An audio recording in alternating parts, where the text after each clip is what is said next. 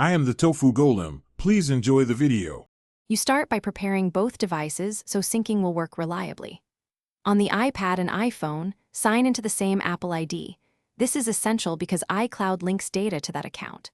Once done, enable iCloud for the specific apps and data types you want to sync, photos, contacts, notes, and so on, so each item is marked for upload.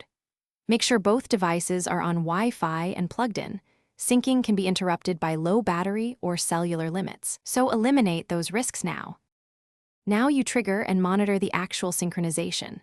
Open the apps you enabled, Photos, Contacts, Calendar on both devices to prompt iCloud activity. This nudges the system to upload from one device and download to the other.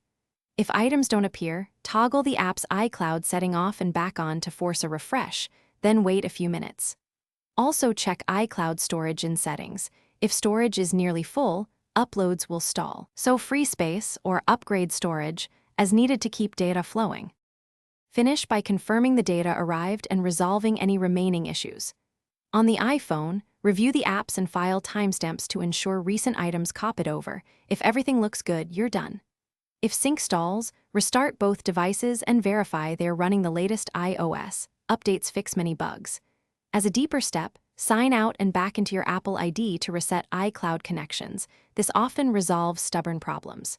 If sync still fails, contact Apple support as a last resort to inspect. Thanks for watching. Consider subscribing if we helped you today.